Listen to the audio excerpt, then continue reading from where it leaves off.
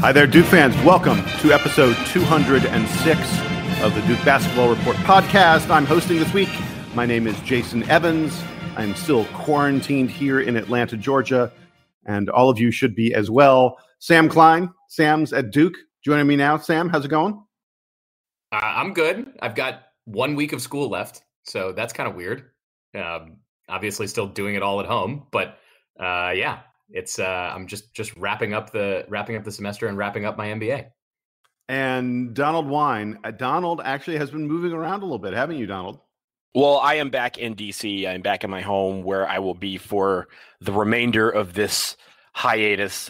It was good to be in Charlotte for a few weeks, but I need to get back here to just kind of take care of some stuff, as well as honestly, it was to get some medication that couldn't be sent elsewhere. So I just came back here and am parked here on my couch as normal for the duration of this thing. Well, we've got a lot of stuff to discuss this week on the show. We've had a bevy of interviews in recent weeks. We've been hitting the early 2000s really hard. We spoke to Chris Duhon, we spoke to the landlord Sheldon Williams, and we spoke to Carlos Boozer just the other day. Carlos, by the way, is also the head basketball analyst for the ACC network, so that wasn't completely reflecting on the past. A lot of that was talking about stuff in the present. If for some reason, people, you haven't downloaded those podcasts, all three of those great interviews, amazing insight into really iconic games, national championship games, and huge moments in Duke's history. We hope you've been enjoying that content. But this week, no guest stars, just the three of us. And the guest star is going to be all of you, because we've been talking about it for a while. We finally are doing the mailbag show. I want to stress that there are things about the mailbag that are huge items in the news, and we're going to get it started with this. David, one of our listeners, asked us what the starting lineup should look like next year, and it feeds perfectly into the big news we had this past week of Wendell Moore and Matthew Hurt both officially announcing that they will be returning to Duke. They are not going to test the NBA draft waters or anything like that. They are thrilled and happy to be back in the program. As a result, I think we have finally a really, really good sense of exactly what the roster is going to look like for next season. And so, guys, let's feed his question in with your feelings about Moore and Hurt coming back. And Sam, I'll start with you. Obviously, answer David's question. What do you think the starting lineup is going to be? But also talk about Wendell Moore and Matthew Hurt. I think they both made good decisions personally for themselves. Neither was quite ready for the NBA. If either of them were considering transferring to get more playing time, I don't think that is going to be super helpful, particularly given, we're now a couple more weeks into the pandemic. I think that players who stay where they are more likely to progress next year because they're at least familiar with whatever program they're in, be that the college program they're in, be that staying in their NBA team, staying in their G League team, whoever that is. So both Moore and Hurt, I think, are helped by being back at Duke next season personally for them. Talking about the starting lineup, especially relative to that, I feel like Coach K, along with basically every other coach in the country, is going to defer more to returning players rather than incoming players as far as big minutes early in the season and starters, because the returning guys or the incoming guys are just not going to have the same kind of adjustment period over the summer where they get used to being in college, they get used to playing with their teammates. So I think both Moore and Hurt, therefore, are initially going to begin the season as starters. And I think Jordan Goldwire is one of those two. Goldwire showed last year, along with Wendell Moore, that behind Trey Jones, he's probably the most capable ball handler on the team and is also one of the best defenders along with Moore. So I think those guys together are going to be important wing or backcourt players. Jeremy Roach, as one of the star incoming freshmen, I think is the other guard that's going to be out there in the starting lineup.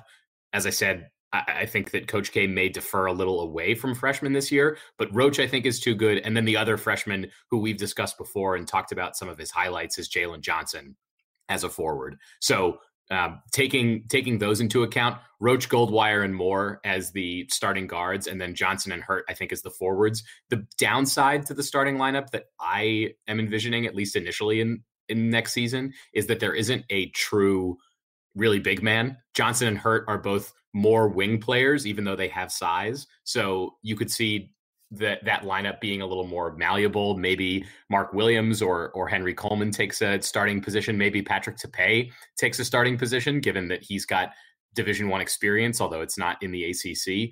I think that the starting lineup is going to be pretty fluid next year, especially given all the effects of having the team not on campus over the summer.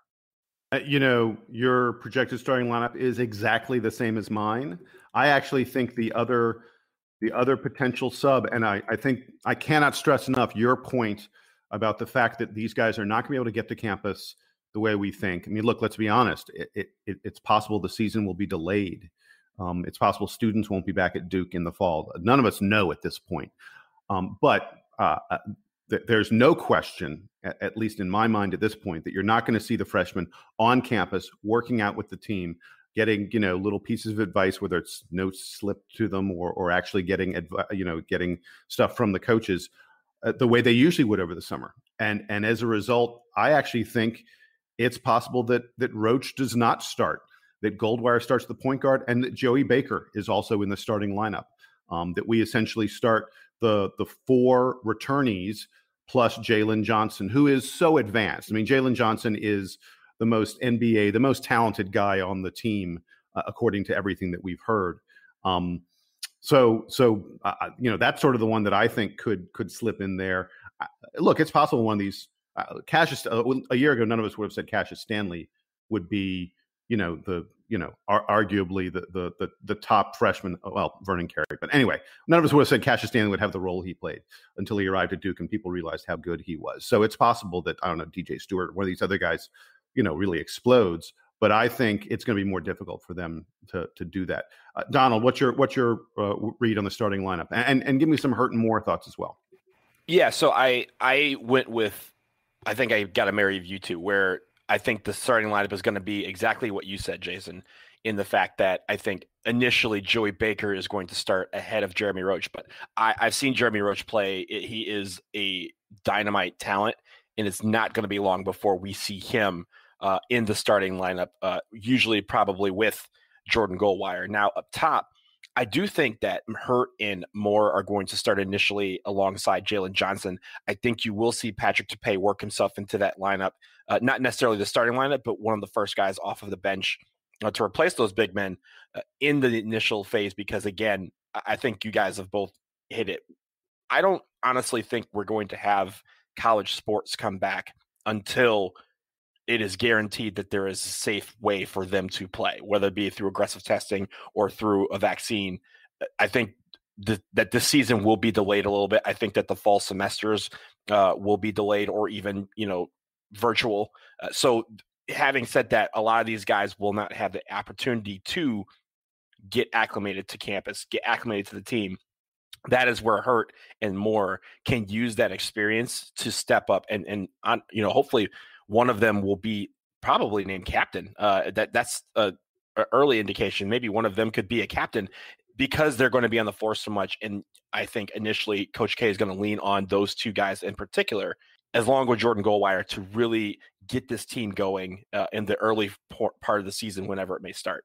Yeah, I've seen a lot of commentary from college coaches, be they in basketball, football, whatever sport, about how preparation this summer is going to be so challenging. Not only are they not going to see the players, but the players may not have access to facilities that really help them. So all of these coaches and strength and conditioning coaches and trainers are all trying to come up with at-home workouts that keep the players fresh and keep them developing over the summer. You will see a distinction between the players that really are able to motivate themselves and put in that work and those that need to be on campus and overseen to get there. And I think that's especially where experience is going to make a difference. I have no doubt that Jordan Goldwire is going to figure out how to do productive workouts over the summer. I don't know how these freshmen are at that.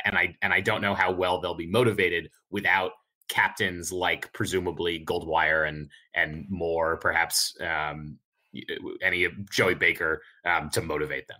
And really it's honestly, it may be through no fault of their own, but it's up to where they are, right? Like, we all are have stay-at-home orders. Some of those include not going to parks or basketball courts, so they may not have access to anything other than their hoop that's on their over the garage at their at their house. And some of these guys may have access to gyms privately or something like that. That'll be interesting, not just here, for our team, but across college basketball, who has access to what. And you'll see some gains in the offseason from those players based on what they have available to them. So you're right, Sam. It's about motivation, but it is also about the environment around them, around all of us, and how they can adapt to that, because this is really unprecedented. I don't think anyone will ever have to go through something like this. And we can't fault anybody for really taking it one way or the other. And on that same topic, there's also going to be less difference, I think, that you would normally see between guys that go to elite programs like Duke and guys that go to mid-major programs, because they aren't necessarily separated by their access to facilities if they aren't allowed to be on campus. And Duke is not sending makeshift basketball courts to all these guys' houses to play at. They don't have I don't think they have the ability to do that. Yeah, well, the only thing I would say about that is there is communication going on between Coach K and these players, between the coaching staff and these players.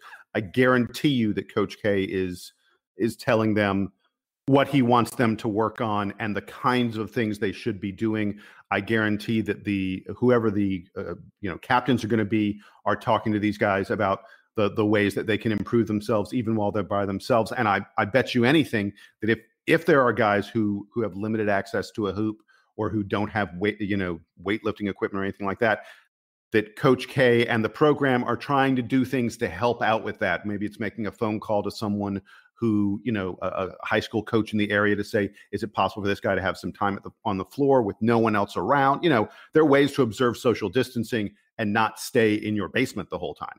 So I actually think a program that has as much reach and as much power as Duke does, they're making sure that these guys are figuring out what to do.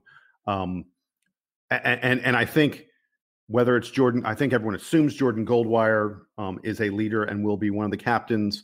We don't know who the other captains are going to be, and I'm not going to get into that speculation, but this is actually a time when guys who are leaders find even better ways to step up and communicate and make sure that everyone understands what needs to be done to improve over the summer. And that dovetails really nicely into one of our other mailbag questions. A listener named K-Man asked us what returning Devil is likely to make the biggest improvement from his 1920 season to the 2021. He also asked which of the incoming freshmen we're most excited to see in a Duke uniform. But this notion of the big improvement, I think, is one that we definitely need to talk about right now. And I'll get it started by saying I think it's going to be Matthew Hurt, who was a guy who at times we saw really dominate. He was an excellent player in some games, but there were games where he could barely get on the floor. Now, partially because of attrition of other players, but also because I think we just haven't seen a guy as highly regarded as Matthew Hurt return to school in quite some time. It's pretty rare for Duke to even get a top 25 kind of guy back. Trey Jones did it and improved tremendously and became player of the year. Grayson Allen did it. He didn't play nearly as much as a freshman as Matthew Hurt did, or Wendell Moore for that matter. And Grayson Allen made a huge leap his sophomore year. Luke Kennard is another guy who is highly regarded, had a sort of frustrating freshman campaign, and made a huge leap. Now, I'm not saying it always happens. Chase Jeter, it didn't happen. Marquise Bolden, it didn't happen. But we've seen several examples in recent years of guys who, at the end of their freshman season, you weren't necessarily super sure what you were going to get from them as a sophomore, and they came back and practically doubled their scoring output. So I'll go ahead and I'll say I think Matthew Hurt's going to average 18 plus points per game next year. He is going to be a huge, huge player for next year's team. That's my prediction of the guy who's going to make the biggest improvement from 1920. And I think he's going to be a better rebounder. He's going to be stronger. I guarantee it. Coach K has figured out a way to get a set of weights in Matthew Hurt's basement, and Matthew Hurt is going to be lifting all summer long. Sam, what do you say? I agree with you that it's going to be Matthew Hurt. I think that he has the combination of enough raw talent that we know from his coming into school and enough film that he can be looking at over the summer to find specific improvements in his game. So guys are not really going to be able to be playing with each other. So he's not going to be able to test out new post moves or defend guys on the perimeter in a practice situation over the summer, but he will be able to improve conditioning and improve his mobility at home in ways that will make big differences for him next season. And he'll be able to see what those needs are by watching a lot of his tape from last year. Because he has a lot of evidence of places where he can improve. So I agree with you. I think it's Matthew Hurt. And if he makes that leap, that is a huge difference maker for Duke. Because you could envision Matthew Hurt not making huge gains over the summer for whatever reason. This is not like some kind of, I think he's not capable or something. If he doesn't make those gains, he's going to lose minutes and starting position very quickly. Because this team has enough talent and enough other big guys that Coach K could just plop in. So Matthew Hurt should be motivated to make those changes, and I think he will, and it'll make a huge difference for this team. Yeah, I agree. I agree with the two of you. I think you guys have touched on a lot of what Matthew Hurt said. So I'm going to talk about what I think Wendell Moore can do to join him on that most improved in the offseason. And I think, first of all, it's an old school tactic. Let him shoot 1,000 shots a day.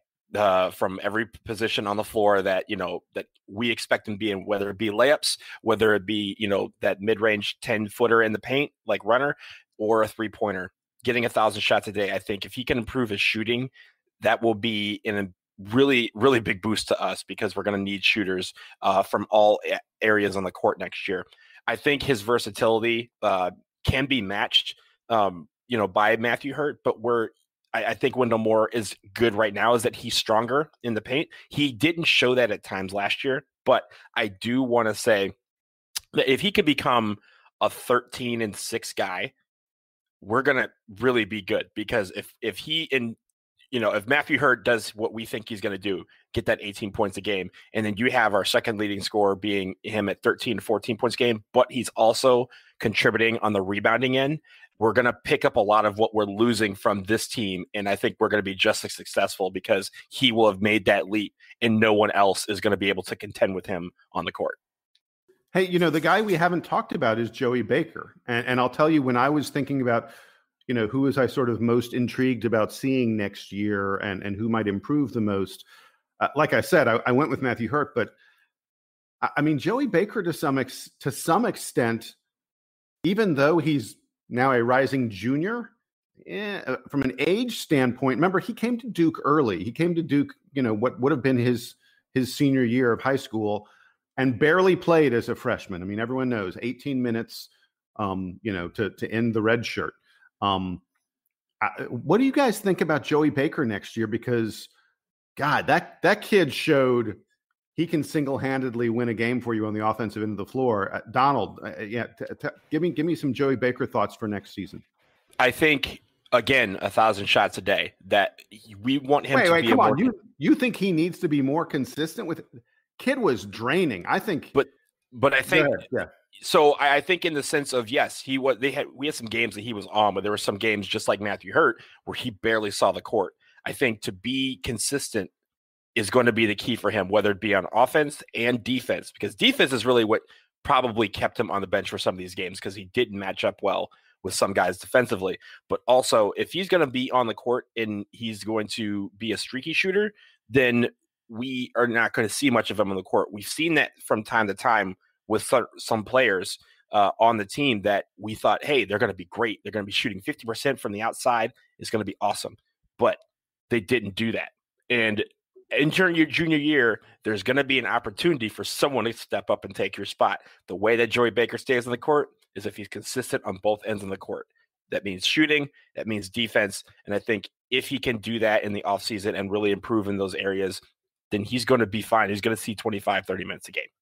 I am a little more pessimistic on Joey Baker. I think he gets the bump for being experienced. He's been in the program for 2 years, so he knows what the expectations are. I think what's going to hurt him is that the stuff he needs to work on, I think, almost requires other people to be in the room with him practicing. He needs to improve on defense. He needs to improve on court awareness. And it's just going to be harder for him to make those gains than it will be for Matthew Hurt to get stronger. So unless Joey Baker is trying to transform his game and become a big man or something like that, if he's still a wing, then I think it's going to be hard for him to improve. That being said, we saw those glimpses, as Jason mentioned last year. We saw glimpses of Joey Baker being a 25-minute a game ACC player. It's a matter of, will he be able to somehow improve that consistency while he's not practicing with other guys over the summer? The thing I'll say about Joey Baker is, and Donald, you may be right. He may be, I wouldn't be surprised if he's out there shooting 1,000 shots a day. He hit almost 40% of his three-pointers last year. He could be one of those guys. I mean, if you look at his form, if you look at his ability to get that shot off with his shoulders perfectly square with great form, he could be one of those guys who turns into a 45 to 48, maybe even 50% three-point shooter. That seems kind of crazy, but there are some of those guys out there. And if he gets to that kind of point, yes, he needs to work on his defense and his court awareness and things like that. But Coach K going to put you on the floor if you're going to hit close to 50% of your threes. But he's not going to be. He's not going to be a secondary option anymore. If you're JJ Redick, you can not play defense. Go for it. Yeah, right. But he's not going to be like that, fifth or sixth option on the court anymore. He's going to be a guy that when he comes on the court, other teams are going to be like, "Yo, check number 13." So that's what he needs to step up on, because when he was the focal point and when people were keying in on him, that's when he was erratic from three-pointer. When he was just in the corner and let everyone do his thing, he was popping and shooting every single time. So he needs to learn to be, when he's on the court, that everyone on the other team thinks he's the man. That's when he's going to have to excel.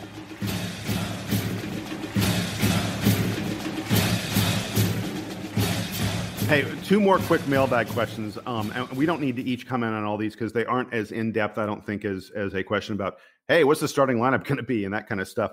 A listener named William asked us, he mentioned that we spoke to Chris Duhon and Andy Means about, what they would change about their time at Duke. And he said, hey, is there a recruit that didn't come to Duke, someone that you wish had come to Duke, a player that transferred that maybe you wish hadn't transferred? What would the team have looked like? What would that have been? Donald, answer that question for me. Who did we not get that you wish we got? It's Sean Livingston.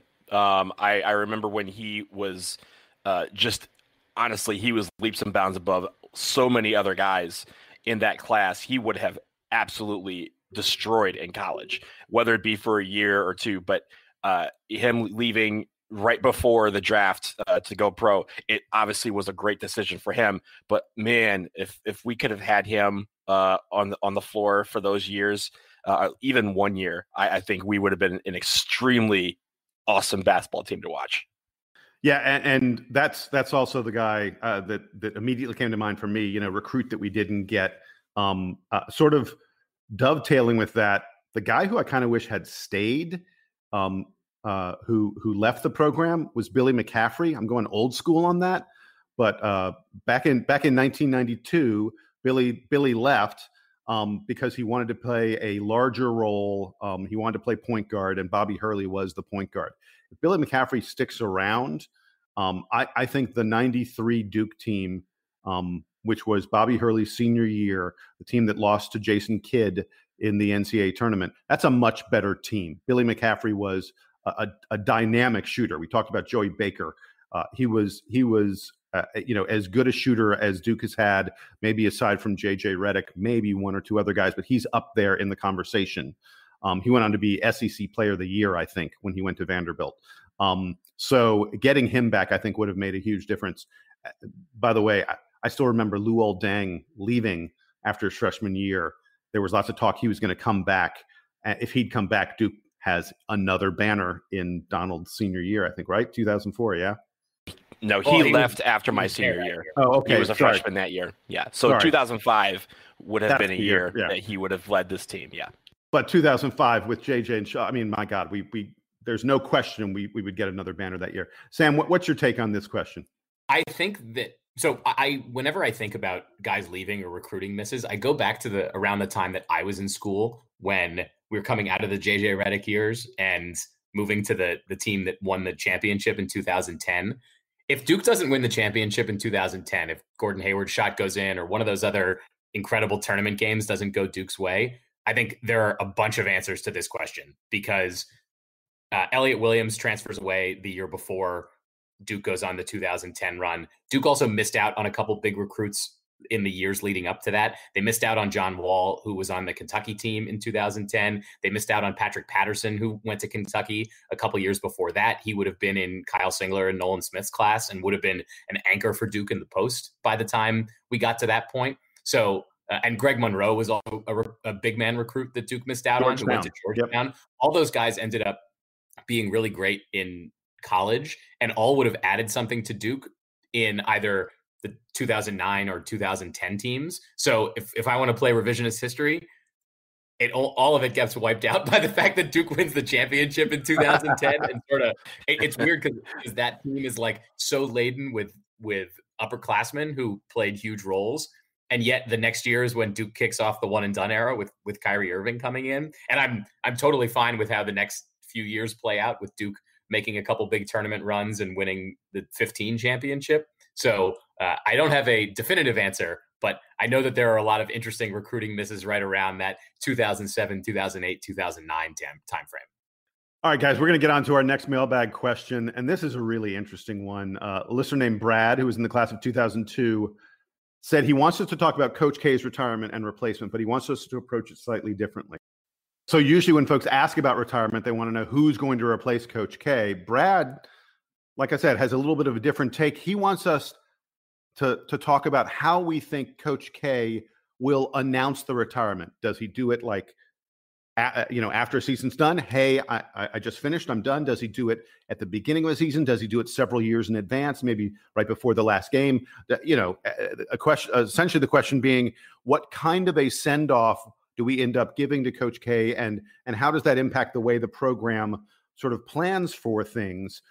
Sam, I'll go to you first on this. What's your take on this really interesting question about an event that none of us really want to think about, but that is out there somewhere in the future?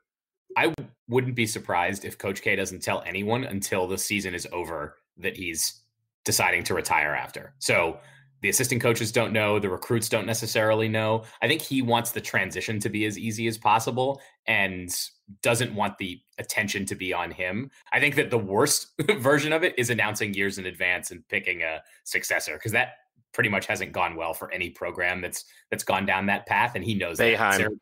Yeah, it hasn't worked for Syracuse. Didn't work for North Carolina. They sort of had guys in waiting, although Guthridge was kind of a last minute pick for them, and other programs that have had legends retire, picking successors doesn't work, especially not in football. So hang on. There's a place where it happened. This is a while back, but I remember that Judd Heathcote at Michigan State announced he would retire. Maybe it was like a year or two. I think it was two before, and they said, and Tom Izzo, the assistant coach, will get the job. And I mean, that's worked out really nicely for Michigan State. Tom Izzo, right? I stand corrected. But for Syracuse, they did the same thing. He announced the coach in waiting, and he said he was going to retire 3 years from now, and then the next year, that coach in waiting left to take over another program. So, I mean, it can work either way. Although I think that's because Boeheim sort of changed his mind about when he was going to retire. At least that was my take on the story. I think there's also a thought that Coach K would have some kind of retirement tour. I think you see a lot of baseball players and basketball players do this, where they announce, okay, it's my last season, and then when they go to road arenas, they might get some kind of reception. I don't see Coach K wanting to get something like that, and I think he knows that, especially if they go to neutral site games or places like that, maybe not in the like newer ACC arenas, or if, God forbid, Duke plays some kind of road game that's out of conference. I don't see other fan bases being excited to fet Coach K in his final season. So I bet he skips that version of it and just does it at the end of the year. I think there's also, I said I wouldn't be surprised if he tells nobody except maybe his wife. I think he could also tell the assistant staff, so that they know in the season leading up to it that when they're going out to recruit guys, they need to undersell on the Coach K experience and oversell on the John Shire, Nate James, whoever else is on the staff at the time experience, because ultimately those are the coaches who are going to have more of an impact on those recruits' time at Duke than the recently retired Coach K. So I think that this is a tremendously great question. I think that Coach K is going to tell the people who need to know before it happens. And we will all find out after that last game. So it won't be like, like the media will report, oh my God, this is so out of the blue. He just retired. Everyone who needs to know the situation, the AD, the president, the assistant coaches, even the players, they're going to know well before this. They're going to understand the process. They're going to understand what's next. I don't think they will have picked the success or anything, but there are going to be people who understand, hey, this is the last run. And we are going to do this right. And this is not going to overtake these players' seasons, because I think that is what Coach K is really going to be most worried about, is that he doesn't want his retirement to overshadow his players. And I think because of that, people will know, but they're going to be told this is strictly in-house until the moment that he decides to make it public, which will probably be after that season's done. So I agree with you guys. There will not be a farewell tour. It's the kind of thing that Coach K always wants to credit other people. He always wants it to be about the players and about the team. He never wants it to be about him. And the farewell tour is all about him. And he would hate that. I think that, to me, that's a given. There's no chance it's a farewell tour. Donald, I'll push back on you. I don't think that he's going to tell a lot of people in advance, because I don't think he'll know in advance. He always talks about his passion. He talks about how much he loves doing this. And I think he'll wake up one morning and he'll go, you know what? I don't have it in me anymore. Or it's time for some new passion, or whatever the answer, whatever the thing is that's going to change, that's going to make up his mind that he's done. I don't think he's going to say, yep, I'm done. Now one more season. I think he's going to say, I'm done. I'm done. He won't be able to. It's the day that he wakes up and decides he doesn't want to sit on crappy folding chairs in gyms where they play summer AAU tournaments. Because he's like, you know what? I don't need to go to Peach Jam anymore. I don't need to go to Las Vegas anymore. Like, I'm over it. I'm over that part of my career. Right. I agree. It'll be an off season. But yeah, I think what's going to happen is, it'll be a May, maybe June, and there'll be a press conference called, and we'll find out, and we'll hear, and people will talk to the assistant coaches and stuff, and they'll go, yeah, he told me 3 days ago.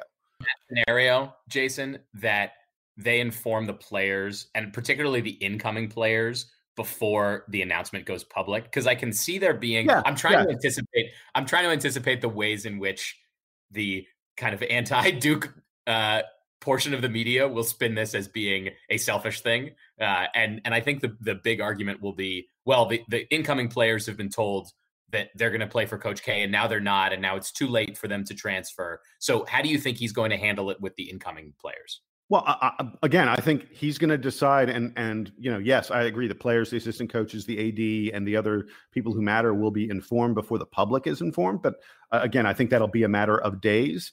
But if he does it, after a season is over and before the fall, then if guys want to transfer, go elsewhere, there'd be plenty of time for them to do it. I mean, that's the time when guys change their mind. And I would imagine Duke has always been very player centric. If there was an incoming recruit who'd signed a letter of intent, who was suddenly like, well, wait a second, I don't want to stay with this program, I'm sure Duke would let them out of their letter of intent. There's no way Duke would fight that and try and make a kid come. So Donald, give me last word on this. And then we got other stuff we got to talk about. Yeah. So I think, just to push back on your pushback, I wasn't thinking about it being like a year out where he would say, okay, let's get everybody in a room and discuss the process. That, as you said, could come any day. But when I think about, there was a stretch after his back surgery, there's a stretch where he didn't miss a single game. And then over the last few years, you've seen him miss a game here and there for the flu or for some procedure. He missed a couple weeks a few years ago where Jeff Capel took over. In those situations, he woke up and was like, guys, I don't have it in me. Like you guys said, I don't have it in me. I can't go. But there was a process in place. Everyone knew what was to happen. It wasn't that they got in a room and said, okay, Jeff, here's how we're going to do this. You are going to be the coach for today. And then they all knew exactly what their roles were. And I think that moment can happen at any point. It doesn't have to be in the offseason. He could wake up on January 3rd and say, you know what, I just don't have it in me anymore. This is going to be it. And I think, but at that point, whenever that moment comes, there will be a process in place. The people who need to know will know how that's going to work. And that way, when the announcement happens publicly, it is a seamless transition for everybody. I'll say this to wrap up this topic. I think he will not try to engineer a situation where his successor, I don't think he'll do, the thing where you retire in a way where the program has to sort of name one of your assistant coaches as your successor. I don't want to pick on Dean Smith too much, but what Dean Smith did with Bill Guthridge, where and again, Dean Smith, Coach K, if they want to name a successor, they can, but I don't think Coach K is going to put Duke in a position, like a mid-season retirement or something where they elevate, John Shire or something like that, and suddenly Duke is in a position where Coach K is making the replacement decision on his own. That to me is not going to happen, because that's not the way Coach K operates. But anyway, hey, we're going to take a quick break here, folks. We got a ton more content to come. We'll be back in a second with a discussion about what some people say is the biggest threat to college basketball that we've seen in many, many years. Stick around.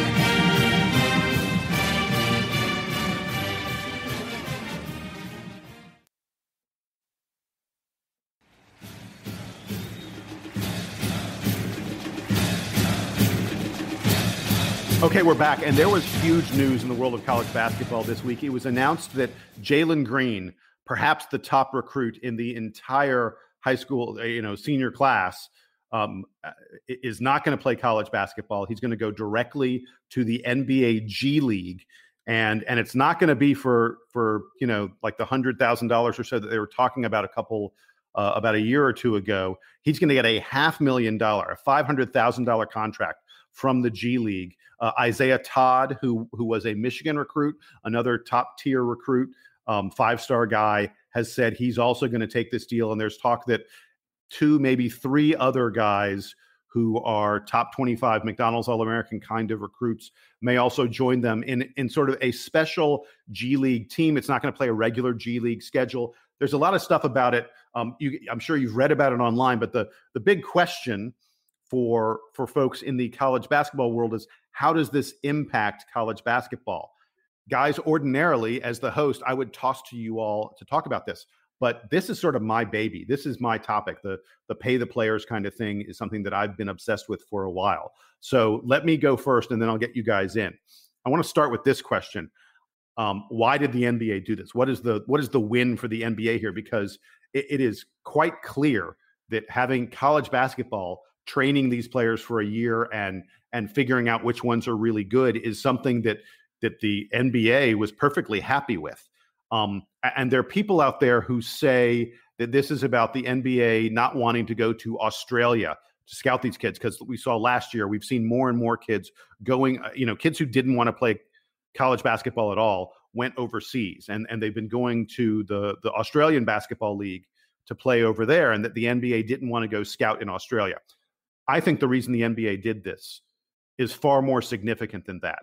I think it's because the NBA knows that the one and done rule is not going away anytime soon. There'd been a lot of talk that they were going to get rid of one and done, probably that they were going to announce it, sometime in 2020 or 2021, and that for the 2022 draft, everyone would be eligible.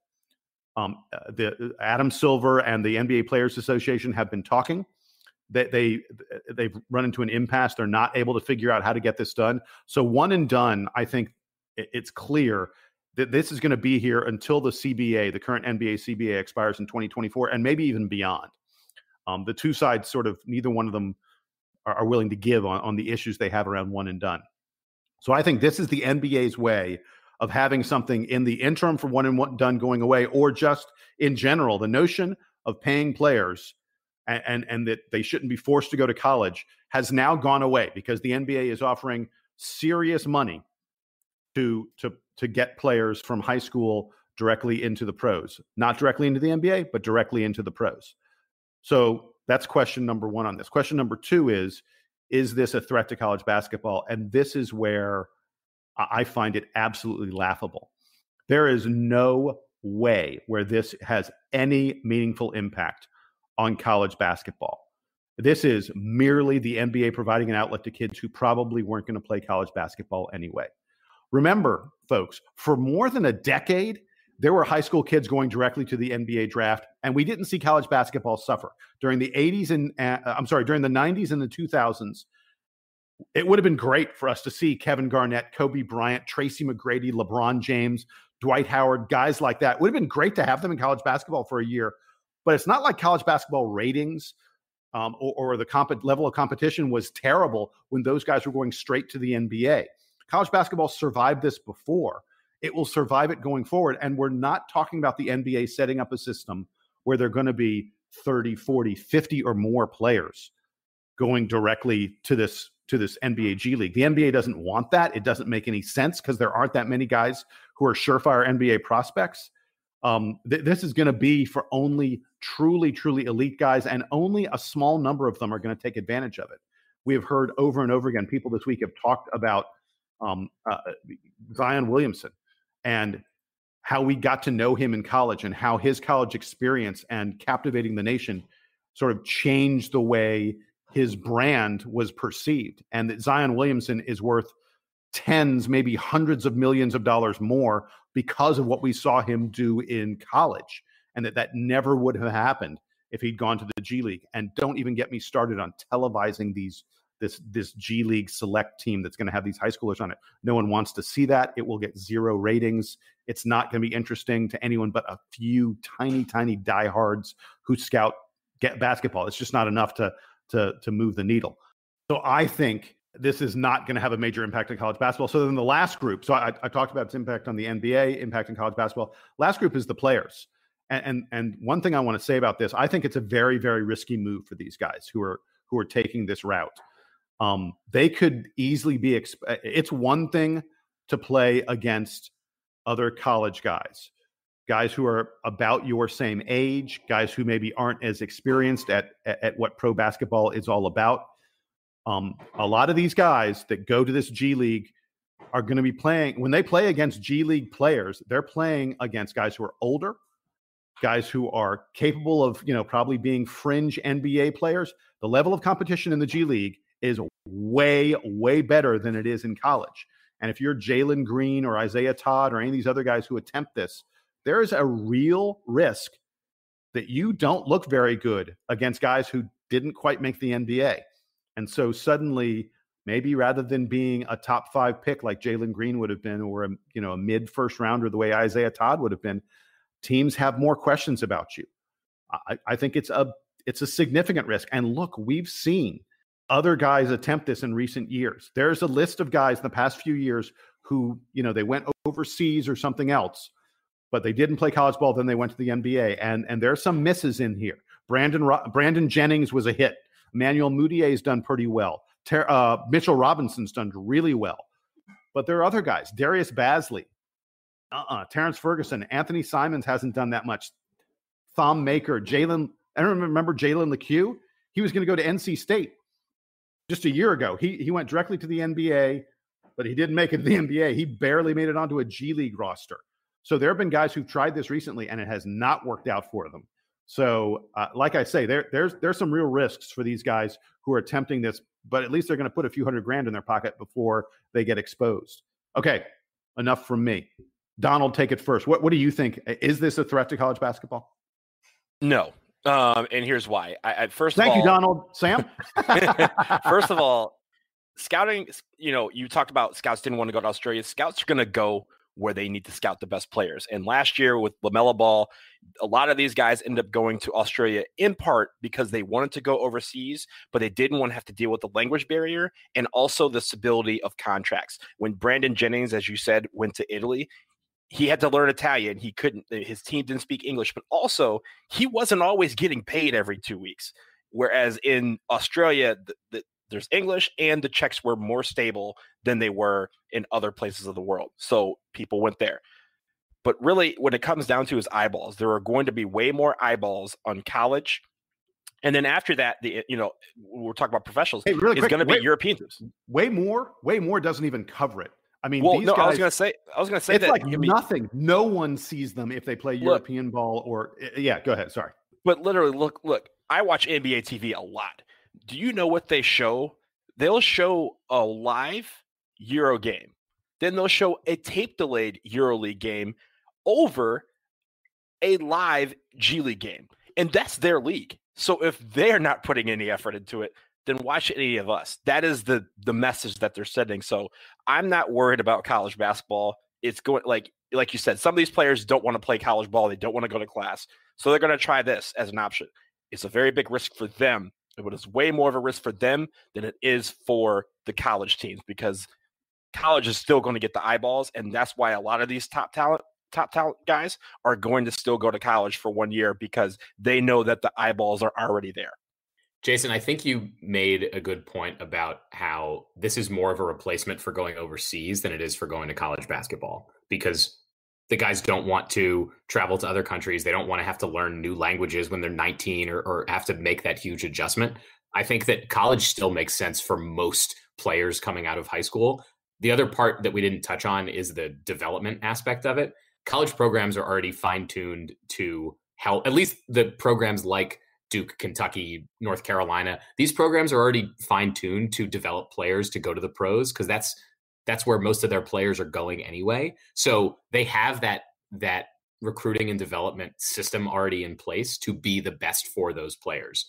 The NBA, I don't think in this new version of the G League is investing in the kinds of coaches and the kind of resources that they need for those players to get to the next step at a, with better certainty than they would get by going to a top college program. So they're still playing in high school gyms. Like, they don't have the infrastructure that college does. They're not right. And so until the NBA wants to invest a lot more into making the G League a fully built development system and not just a, holding ground for players who don't fit in the league at this moment, they're not going to be able to compete with college basketball. And I'm not super worried about it. I also look back 15 years ago when we didn't have one and done. And college basketball was still great, even when the best players went to the NBA. It would have been awesome to see LeBron James in college. It would have been awesome to see Kevin Garnett in college. But guess what? They weren't there. And we had those great Duke teams. We had great UConn teams. We had great Maryland teams. Everything was still fun in college basketball, even without those handful of players. And I think the same would still be true today.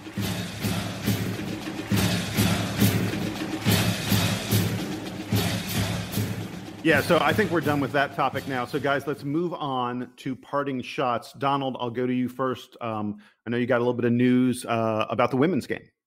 I do. As many people know, the WNBA draft was on Friday night. There was a couple of Duke players that were drafted. It was a draft that was weird because, obviously, because of these times, it was virtual. It was the first one of these major drafts that were virtual. You'll see the NFL do the same thing next week. But it was still a pretty cool experience. And there was a couple of Duke players to note and a couple other notes that I want to mention. First, Leona Odom was the 15th pick in the draft. She is headed to the New York Liberty. She's going to play with number 1 overall pick Sabrina Ionescu, who is a world talent, just outstanding. Haley Gorecki is off to play with Sue Bird and the Seattle Storm. She was the 31st pick in the WNBA draft. Now, also a quick note, Bella Allery, the daughter of Duke great Mark Allery, was drafted 5th overall by the Dallas Wings.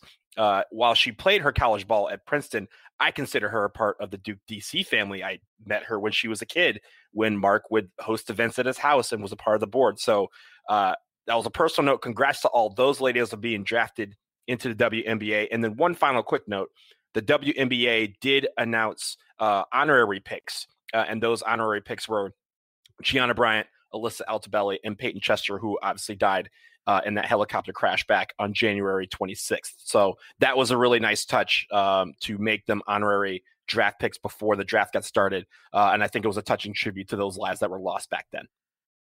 Really nice one, Donald. Sam, your turn. What's your parting shot? All right. So I did want to follow up very quickly on Donald's item because he mentioned that Haley Gorecki is going to play with Sue Bird, right? Sue Bird and Megan Rapinoe were recently on JJ Redick's podcast, and I just want to say that it was a great interview. So if you are into any of those athletes, go listen to it because it was fascinating. On to my parting shot, which I had originally planned. The other night, Duke football hosted a online trivia night. It was a Duke football themed trivia night hosted by Duke football and some of the folks from Blue Devil Network, I think they call it, is the internal coverage for Duke football. So I went and joined it just as a fan and played along, and I got totally rocked. So I don't know if I've seen on the board if they posted the trivia questions. I got most of the questions right from the Cutcliffe era. I missed a lot of stuff from the 60s and 70s and 80s. Admittedly, I wasn't around for any of those things. I've really only just read about them, but I think they're doing it again. So if you are a Duke football fan and want to participate in trivia, it was a lot of fun. I think it only lasted like half an hour, so it was a pretty quick event and was pretty cool. I'm trying to think of one good question that either of you may have gotten that I did. Oh, my favorite question that I got right that I'm not sure that others would remember.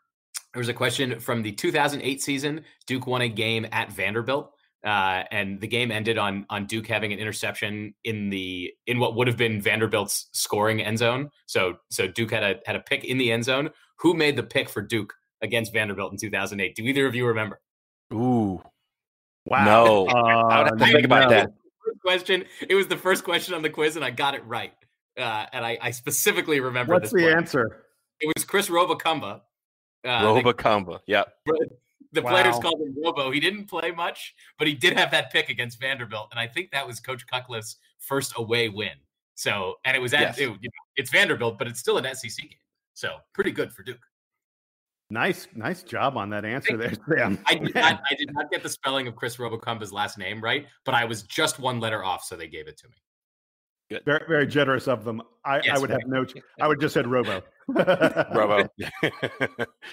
So, guys, my parting shot, and some of you may have seen this. The Duke Basketball Report has a story about this, folks. If you have not gone and listened to the interview that JJ Redick does with Barstool Sports, some podcasts.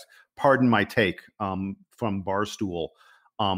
Sat down with JJ. They must have recorded this a little while ago because they're all kind of there together in this age of social distancing. I don't know that they're observing the right kind of social distancing, but it's an interview where JJ talks really candidly about a few interesting topics. One of them being the hatred that he felt when he was at Duke. It is incredibly revealing. I mean, he was 19 years old and was the most hated person in all of college basketball, really for nothing that he had necessarily done other than being a white guy who could shoot really well and playing for Duke. He also threw up a shocker occasionally when he would make 3-pointers. But when you're good, you can do that. Well, you know what he talks about in this interview? He says he acknowledges that he did not act appropriately in response to the boos and to the hatred, and that it turned him into someone that he looks back on now and he doesn't like who that was. You know, yes, he would pop his shirt, he would, interact with the crowd. He said, and he would egg them on and it would make him a bigger villain. And he looks back on that and regrets it. He thinks that it was the way that as a 19 and 20-year-old he was dealing with this. And it's understandable why he dealt with it that way. But he said, it's not the way he should have dealt with it. And he talked about the fact that at one point he thought about quitting basketball, that he did not like it at all. It's an incredibly revealing interview. By the way, the interview, if you watch it on YouTube, it's broken up into a few different there are a few different JJ Redick clips. There's one where he talks about his time with the LA Clippers when Chris Paul and Blake Griffin were there, and they looked like a team that was going to make a push for a title, and they never really got over the hump. He talks about the problems with that team. It's a fascinating, if you're interested in the NBA and sort of the culture inside an NBA team, it's fascinating. I'm telling you, JJ Redick, we talked about his podcast a fair bit, and my God, I've been trying. I've got to get him on this podcast. We'll probably record with him and turn it into 2 or 3 podcasts. JJ Redick is as good and interesting an interview and interviewer as there is out there in the basketball world today. This is just amazing insight, I think. And again, he spends about 10 minutes talking about his time at Duke and how it impacted him. It's, to me, one of the things I take from it is when I look at guys on other teams now, like Carolina players, maybe that I don't like, I'm going to look at it differently. And hate is a word that we need to eliminate. Because what JJ says about it, has changed my mind about what it means to be a fan and not be a negative fan. And I hope others will listen to it and have a similar feeling about it. Yeah. One fun fact about JJ, if this NBA season does not resume, it'll be the first time in his career that he does not make the playoffs. Yeah, I think that's probably going to happen because I think if the NBA comes back, I think they may just start with the playoffs. The idea that let's do another 15 games. If they don't come back, we either have to acknowledge that JJ missed the playoffs, or we have to acknowledge that Carolina never missed an NCAA tournament during this time. So, they missed it. We only get it one way. Well, with that note, we will wrap it up here on the DBR podcast. Sam and Donald, thanks so much for joining me. I am Jason. Hey, we just did a mailbag, but folks, that doesn't mean you shouldn't continue to mail us questions. We need content during these times. So hit us up, dbrpodcast@gmail.com. Don't forget to like and subscribe. God, we need those subscriptions. We need those likes. We want them. They help with our search metrics, so everyone out there who is looking for a Duke podcast can find us. We will be back very soon. We're continuing to pursue more interviews. There is more Duke news happening. All of us are sheltering in place and being safe, and I hope all of you are as well. Again, for Sam and Donald, I am Jason. DBR podcast in the books. Duke band, do your thing. Take us home.